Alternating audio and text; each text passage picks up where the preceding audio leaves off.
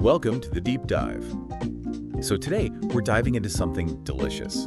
It's more than just a recipe. We're exploring Tuscan garlic chicken and crispy potatoes, but with this interesting sun-dried tomato mushroom pesto. It's inspired by an episode of Bite the Mic. Right. And our aim here, really, is to figure out why this dish works so well. What makes it so satisfying, beyond just tasting good. Exactly. We looked at that Bite the Mic episode, and it's fascinating how these, fairly simple parts come together to make something memorable. Yep. It makes you ask, what's the secret sauce? Metaphorically speaking, of course, or maybe literally with the pesto. What's the magic in this mix of flavors and textures? Okay, yeah, let's paint a picture based on what they described. Yeah. You got those potatoes, like super golden and crispy. Right. The smell of garlic is everywhere. Then there's this creamy, rich mushroom pesto, but it's got these little hits of sun-dried tomato, sweet, tangy bits, and holding it all down is the chicken, nice and tender. It definitely sounds like a full-on Mediterranean feast. What's the first hit?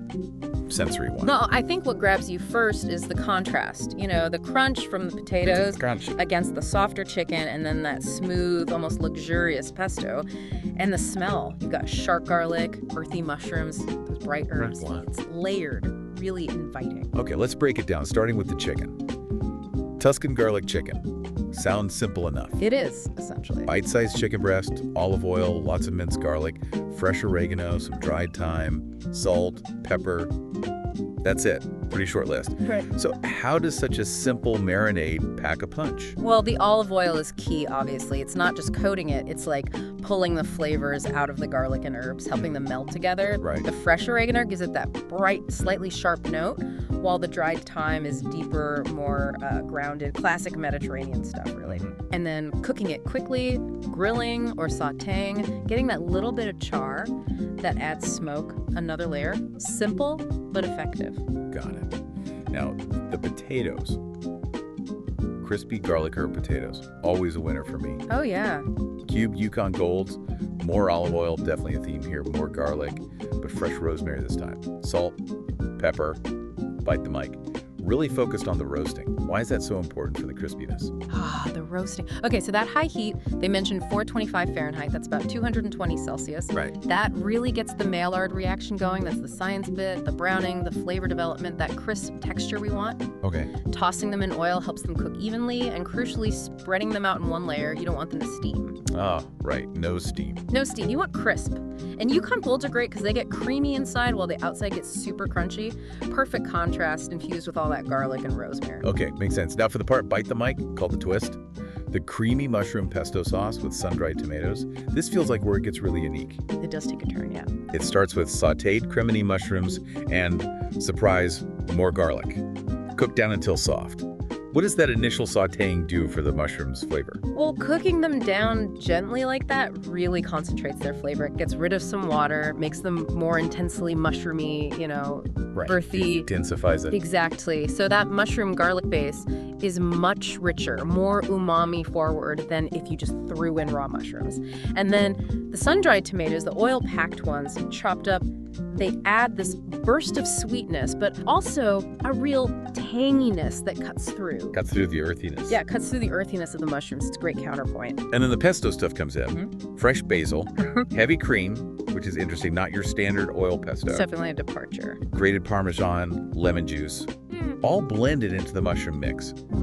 So the heavy cream, what's its role here, texture and flavor-wise, compared to just olive oil? So the cream brings a different kind of richness. It's velvety, coats everything really smoothly in a way oil doesn't quite manage. It helps everything emulsify, makes the sauce feel more decadent, maybe? Luxurious, yeah, that's a good word. And then the Parmesan adds saltiness, depth, more of that umami we talked about. And the lemon juice, vital. Absolutely vital. Why vital? It adds brightness. It cuts through all that richness from the cream and the intensity of the tomatoes and mushrooms. It keeps it from feeling heavy, lifts everything up. Okay, I can picture it. Mm-hmm. So you've got the crispy potatoes on the bottom, then this really complex, creamy sauce drizzled all over. Generously drizzle, hopefully. Oh, yeah. Yeah. And then the flavorful chicken pieces on top. What's the overall story this plate is telling you? I think it's a story about balance, really. Harmony. You get the bright herbs from the chicken and potatoes, then the deep, earthy notes from the mushroom pesto, then those pops of sweet, tangy, sun-dried tomato. It's all wrapped in creaminess, but contrasted by the potato crunch. Every element is doing something important. It's a whole experience. And that leads right back to the bite the mic point about flavors becoming stories, plates becoming conversations. They mentioned that right at the start. They did. And there was that specific story, wasn't there? About tasting something similar in a tiny Italian place in Fort. Yeah, in Sri Lanka, of all places. And apparently the balance of the garlic and the sun-dried tomato just stuck with them. Couldn't forget it. Wow. It really shows how food connects to memory, doesn't it? Absolutely. That taste in that place, Mm-hmm. it gets locked in. And I think this Tuscan chicken dish, it captures that feeling of comfort. It's not fussy, but the way the familiar Mediterranean flavors are put together feels thoughtful, memorable. It can kind of transport you. Yeah, definitely.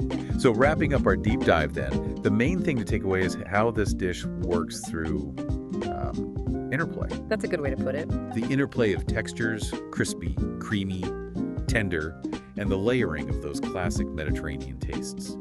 Garlic, herbs, the sweet, tangy tomatoes.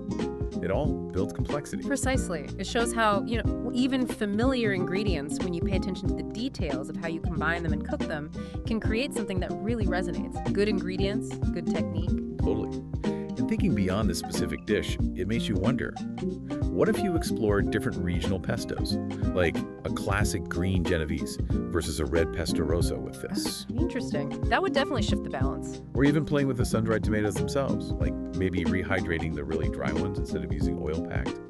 Imagine the subtle changes in flavor that might bring out more stories to tell, I guess.